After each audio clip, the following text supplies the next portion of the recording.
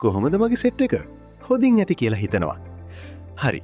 අද අපි කතා කරන්නේ AC එකක යන යුනිට් ගණන අපිම හදාගන්නේ කොහොමද කියලා. ගොඩක් අය ඉන්වර්ටර් AC ගන්නේ බිල අඩු කරගන්න. හැබැයි මාසේ අන්තිමට බිලාවම තමයි හිතෙන්නේ AC එකට ඇත්තටම කීයක් ගියාද කියලා. අදම ඔයාලට කියලා දෙනවා කිසිම කෙනෙක්ට ඔයාව රවට්ටන්න බැරිවෙන්න ඔයාගේ AC එකට යන යුනිට් ගණන හරියටම මැනගන්න ක්‍රම 3ක්. මේ වීඩියෝ එක බැලුවොත් ඔයාටම පුළුවන් ඔයාගේ AC එකේ බිල ගණනය කරන්න. AC එකක යුනිට් ගණන හරියටම මැනගන්න ක්‍රම කිහිපයක් තියෙනවා. සාමාන්‍ය AC එකක වගේ නෙවෙයි ඉන්වර්ටර් AC එකේ ඇම්පියර් ගණන වේලාවෙන් වේලාවට වෙනස් වන නිසා වේරියබල් ලෝඩ් මේක මනින්න පොඩ්ඩක් තාක්ෂණික වෙන්න ඕනේ. හරි. අපි බලමු මේ ක්‍රම මොනවද කියලා. එහෙනම් අපි යමු වීඩියෝ එකට.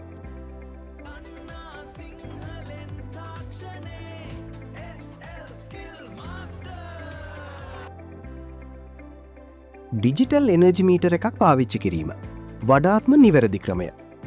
AC එකට විදුලිය දෙන ස්විච් එක ළඟින් හෝ අවුට්ඩෝර් එකට යන ලයින් එකට ඩිජිටල් කිලෝවොට් අවර් මීටර එකක් හයි කරන්න පුළුවන්. විස්තරය. මේක හරියට ගෙදර තියෙන ප්‍රධාන මීටරය වගේමයි. AC එක විතරක් කොච්චර යුනිට් ප්‍රමාණයක් පාවිච්චි කරලා තියෙනවාද කියලා මේකෙන් බලාගන්න පුළුවන්. ප්‍රතිඵලය. දවස අවසානයේ හෝ මාසයේ අවසානයේ AC එකටම විතරක් ගිය යුනිට් ගණන තිරයේ ඩිස්ප්ලේ වෙටෙනවා. ස්මාර්ට් Wi-Fi ප්ලග් එකක් පාවිච්චි කිරීම. ලේසිම ක්‍රමය. දැන් වෙළඳපොලේ තියෙනවා 16A ස්මාර්ට් Wi-Fi ප්ලග්ස්. විස්තරය මේ ප්ලග් එක AC එකේ සොකට් එකට ගහලා ඒක හරහා AC එකට පවර් දෙන්න පුළුවන්. වාසිය උඹේ ෆෝන් එකේ ඇප් එකක් හරහා දවසට සතියට හෝ මාසයට ගිය යුනිට් ගණන ග්‍රාෆ් එකකින් බලාගන්න පුළුවන්. ඒ වගේම AC එක කොච්චර වොට්ස් ප්‍රමාණයක් ඇදලා ගන්නවද කියලා රියල් ටයිම් පේනවා.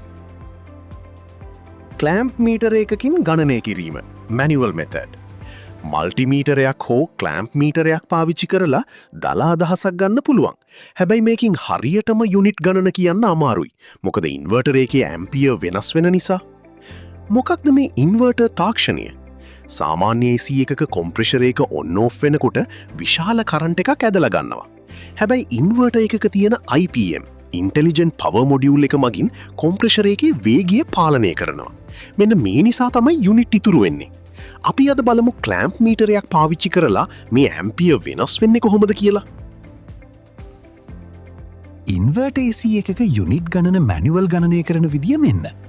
මේකෙදි අපි පාවිච්චි කරන්නේ පාරිභෝගිකයාට තේරෙන සරල ගණිතමය ක්‍රමයක්. හැබැයි මතක තියාගන්න ඉන්වර්ටර් AC එකක ඇම්පියර් ගණන කාමරේ සීතල අණුව දිගටම වෙනස් වෙනවා. ඒ නිසා නිවැරදිම අගය ගන්න නම් AC එක ස්ටේබල් වුණාට පස්සේ පැයක් විතර දිව්වට පස්සේ තියෙන ඇම්පියර් අගය ගන්න ඕනේ. අවශ්‍ය දත්ත. වෝල්ටේජ්. ලංකාවේ සාමාන්‍යයෙන් මේක 230 වෝල්ට්. ඇවරේජ් ඇම්පියර්ස් AC එක දිවෙන විට ගන්නා සාමාන්‍ය ඇම්පියර් ප්‍රමාණය. මෙය ක්ලෑම්ප් මීටරයකින් මැනිය හැක. ටයිම්. AC එක පාවිච්චි කරන පය ගණන.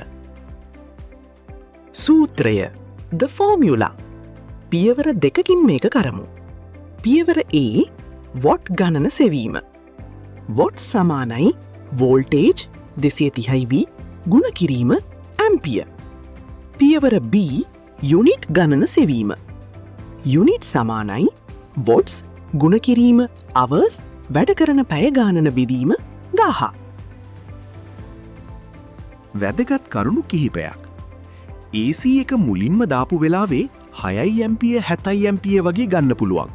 ඒ නිසා යුනිට් ගණන හදනකොට ඒ වැඩි වෙන කාලයත් පළමු විනාඩි 20 වගේ පොඩ්ඩක් එකතු කරගන්න. Power factor. ගොඩක් ඉන්වර්ටර් වල PF එක 0.95ට වඩා වැඩි නිසා සාමාන්‍ය ගණනයට ඒක ගන්නේ නැතුවට ගැටලුවක් නැහැ. සීතල වැඩි නම් ඔයා 18යි සෙල්සියස්ට දාලා තිබ්බොත් ඇම්පියර් ගණන අඩු වෙන්නේ නැහැ. එතකොට බිල වැඩි. 26යි සෙල්සියස් තමා හොඳම. මේ ක්‍රමවලින් ඔයාට පුළුවන් ඔයාගේ AC එකේ බිල හදාගන්න. මතක තියාගන්න බිල තවත් අඩු කරගන්න නම් AC එක 26යි සෙන්ටිග්‍රේඩ් හෝ 27යි සෙන්ටිග්‍රේඩ් වගේ තියන්න. එතකොට ඉන්වර්ටර් එකේ උපරිම ප්‍රයෝජනය ගන්න පුළුවන්. බිලට එකතු වන මුදල. දවසට යුනිට් 3.68ක් නම් මාසට යුනිට් අනිත් 110ක් විතර යනවා. ලංකාවේ විදුලි බිල වැඩි වුණ නිසා ගෙදර අනිත් යුනිට් ටිකත් එක්ක මේක එකතුනාම ලොක්කු ගානක් එන්න පුළුවන්. ඒකයි ගොඩක් අය කියන්නේ ඉන්වර්ට වුනත් 26 සෙල්සියස් හෝ 27 සෙල්සියස් වගේ තියන්න කියලා. එතකොට ඇම්පිය ගණන ගොඩක් අඩු වෙනවා. ඉතින් මචන්ලා අද අපි කතා කළේ ඉන්වර්ට AC එකක ඇත්තම කතාව. AC එකක් ගත්ත පලියටම බිල අඩු වෙන්නේ නැහැ. ඒක පාවිච්චි කරන විදි අනුව තමයි ඔක්කොම තීරණය වෙන්නේ. මම අද කියල දුන්න මේ සරල ගණිතමය ක්‍රමය පාවිච්චි කරලා අදම ඔයාගේ AC එකේ බිලත් මැනල බලන්න. මතකතියාගන්න අපේ ඉලක්කය තාක්ෂණය දන්නා සිංහලෙන් හැමෝටම සමීප කරන එක. මේ වීඩියෝ එක වටිනවා කියලා හිතනවනම් තව කෙනෙක්ට බලන්න ෂෙයා කරන්න. ඒ වගේම අපි SL Skill Master YouTube channel එක subscribe කරලා දිගටම අපිත් එක්ක එකතු වෙන්න. වීඩියෝ එකක් දාපු notification එකේ ඉන්න bell icon එකත් click කරන්න. තවත් මෙවැනිම වටිනා තාක්ෂණික වීඩියෝවකින් ඉක්මනින්ම හමු වෙමු. මම ඔයාගේ SL Skill Master. එතකන් හැමෝටම ජය වේවා.